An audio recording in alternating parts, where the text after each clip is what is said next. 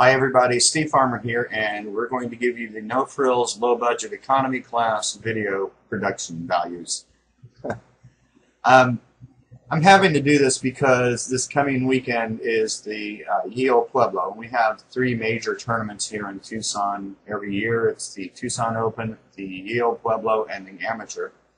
And because I'm working 6 days a week, I'm really running into a backlog of games to cover here. So I want to just give a couple feature games from round 5 now. Now I'd like to post the videos with high production value for the sake of the people that play the games. A lot of people see that I post their videos and they tell their friends about it so that they can see their game. And it's nice to have high production values for that. For the remaining videos of rounds 5 and 6, I apologize that these are not going to be quite up to that standard. But I still will try and at least include photos if you have photos available. And I will try and find some way to separate variations so they're easier to track than having them on a single board. I probably will just try and change the colors for the variations. So we'll see how that works out. All right. The first game from round 5 that we're going to look at is between Pranav Rudra, who is 1663 playing white, and Ed Kestler at 1563 playing black. Okay, the game starts out with c4, the English, e5, knight c3, b6, knight f3, knight c6, g3, bishop b7, bishop g2, and now knight ge7 was played by Ed, and this is a novelty. Just for reference, rook to b8 is a pretty common move, as is knight to d4. I actually find this rather interesting. And play along this line would be castles, takes, takes, takes, takes. This pawn structure is not as weak as you would think for white. It's not bad.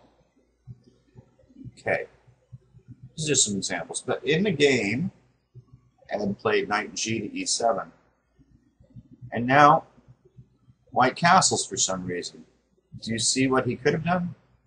Yes, he could have played knight takes e5. And the point here is you can't take that without just dropping the bishop on b7, so protects the bishop, now knight f3, and you just picked off a pawn for basically nothing. So knight takes e5 was definitely called for. Instead, he castled, but Ed didn't do anything to protect that pawn. He played g6. Now, of course, he could play knight to g6 here, which would probably be best. But even this gets into a little hot water for him. h4, and now queen c8, so that if white takes on e5, the bishop on b7 is protected. But after d3, white's standing clearly better, in my opinion.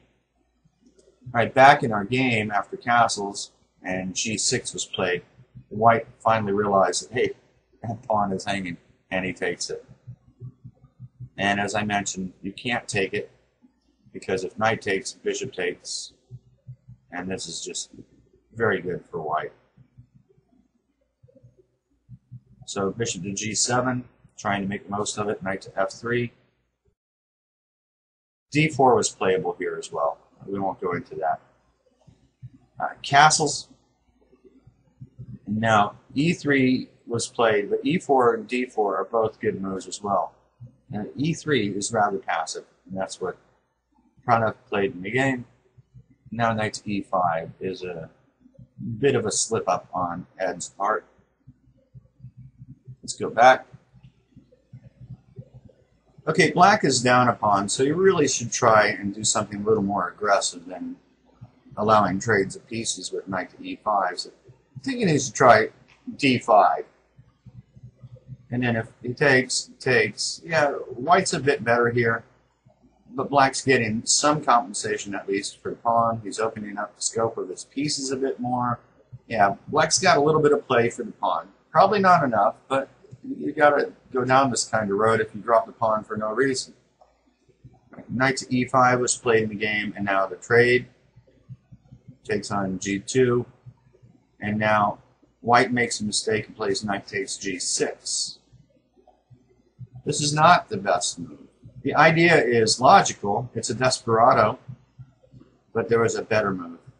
not going to bother to ask you to pause and figure it out because it's rather obvious that I just showed you the desperado idea.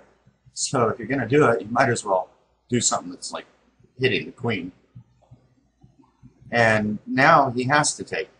Rook takes f7, king takes g2. And I think white is clearly better here. He's 2 pawns up. Black does not have enough compensation for 2 pawns. Back in our game, Pranav played knight takes g6.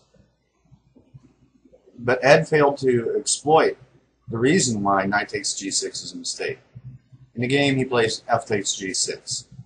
But let's pop back for a moment. I think it was much better to play bishop takes f1. The reason is because white now has a question. Does he grab the rook?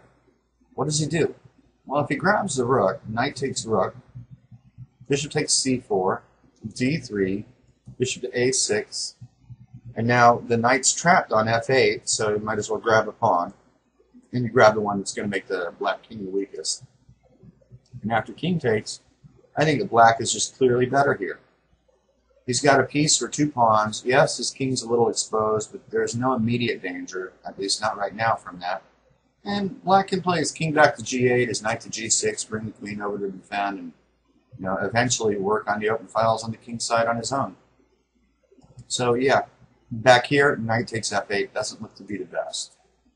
The most challenging, though, seems to be knight takes e7, and after queen takes e7, queen takes f1. And I believe that things are pretty much equal here. In the game, though, Ed played f takes g6, and this allows king takes g2, and white is just simply 2 pawns up with a better position. Knight f5, d4, queen e7, bishop to d2, rook a to e8, rook to e1, queen to f7. Now, I did like this move. It puts pressure on c4. And the point is, if he tries to protect it, in the game, he played rook to f1. But let's take a step back and see why protecting it with b3 is not that great. Because now you get knight takes d4. And the problem here is you can't take the knight because of check. And if he goes to h1, you have rook takes e1. Now, if bishop takes, you got queen mates. So queen takes, queen f3, check, king g1, and now bishop takes d4, check, and it's all over for white. Yeah, he gets mated and loses the house. And back here, instead of king to h1, if he tries king to h3, well, that's not much better either. You still make this trade. And if bishop takes f1 here, queen f1, and if king h4, we get check, mate. And this kind of happens if he goes king to g4, we just do it in a different order, mate. So bishop takes e1 can't be played there. Queen takes e1 is not a whole lot better. Queen f5 check, now king to g2, queen f3, and now king to g1, we get bishop takes d4 is winning. And if king h3, rook to f5 threatens rook to h5 with mate. Black is totally winning here. So if we go back, e takes d4 here cannot be played. White has to try f4. But in this process, just after knight to e6, black has regained one of the 2 pawns and stands just only slightly worse in my opinion. But he was wise to that. He didn't want to let any penetration happen on the f-file, so he played rook f1. And now queen takes c4, getting one of the pawns back. But white is still clearly better here. Queen to b3, queen e6, takes, rook ac1, c6, rook fd1. And now d5 was played, and I'm a bit skeptical of this move. It really leaves the c-pawn weak. It's better to play rook e to e8 with a slightly worse game, but I think with proper play he may be able to hold it. But Ed played d5, and now Pranav played a3. But I think rook to c2 is better. The idea is just to double up real quickly on the C file and prawn that weakness. Plays A3. And now, I thought rook EF6 would be a decent move, but Ed played bishop to H6. Rook to C2 now. Rook F to E8. And now G4. I didn't understand this move, kind of a weakening move. I thought knight to A2 was better. And the idea is just to reroute the knight. Come to D3 via C1 and then put eyes on E5 and C5. However, in the game, Pranav played G4, knight to D6, B3, and we just have a maneuvering game for quite a while here. Knight takes, rook takes H3, rook 4 to E6, rook DC1, rook C8, B4, trying to put more pressure on that weak pawn on C6, bishop to F8, A4, king to F7, and B5. Right, we're at a critical point of this game, and we are at move 30, so there's 10 more moves to make the first time control. Ed handles this properly. He plays C5 here. And after pawn takes, he plays bishop takes C5, which is not correct. Not at all. After rook takes C5, and if rook takes C5, bishop takes C5 now, white is only a tiny bit better. Or if bishop to C3, rook to C4. And again, white is only a tiny bit better. Black may actually be able to hold this endgame. Back in our game, though, after bishop takes C5, Pranav was quick to exploit this with bishop to B4. And I think white is just winning from here on. Rook to E4 was played. It's worth noting that bishop takes B4 is not effective because of rook takes C8. So that's why he played rook to E4. And now bishop takes C5, B takes C5, and rook takes C5. Now it's looking pretty bad for black, but he really just goes full tilt here. And he plays rook to D8, and this is a horrible mistake. He should have tried to maintain some activity with something like rook takes on C5, rook takes A4, rook to C7, and king to G8. This is not an easy clear-cut win for white, but white is winning. Well, I believe white should win this. But at this level, it's anybody's game. Black may be able to draw this with best play. Be that as it may, rook to D8 was not a good move. It's very passive. Now rook to C8. And now king to F6. And here I will let you pause the video and see if you can find the quickest way for white to win the game. White to move.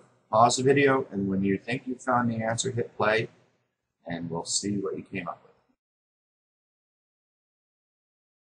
In the game, Pranav did not. He played rook takes A7, which is still winning, but remember, I'm asking you to close these out with good form. The best move here is rook 1 to C6. A couple choices here. If black interposes with his rook, he's in hot water after G5 check. He's got to stay in touch with that rook. Rook to F7, and he's forced to give up his contact with the rook. He goes to E5, F4 is going to pick up the rook, and king takes, again, loses the rook. So rook to E6 does not work. King to G5 is the only move to try, but it falls short to F4. And after king H6, well, if he goes to H4, rook takes H7 as mate. So after king H6, G5, king H5, rook H7 is mate. Okay, so let's go back a few moves here. After F4, seeing as how that leads to a forced mate, that means black's best is to give up the rook for 2 pawns here. And now rook takes a7. White's up a rook and a pawn. I'm pretty sure black would resign at this point. So closing things out with proper technique here with rook 1 to c6 check would have just made it very clear that white dominates. But okay, rook takes a7 was played. d4, ed4, rook d takes d4, a5, rook to d2, b6, rook e to e2, and now a6 and black resign. Because even if he checks, he's still going to be able to run away with king to h4, and there's no mate there. Okay, it was an interesting game. There was a blunder of a pawn in the opening. At first, neither player saw it, and Pranav quickly turned about on his heels and said, wait, that is hanging, and took the pawn on e5. But it's a good illustration of how you can play and find active ways to play when you're down material. I've won some of my best games when I've dropped the pawn for no apparent reason. At least when I was starting out, I did that a lot. You know, you lose a pawn, you start to pay attention. Alright, that's it for this video. Until next time, good luck.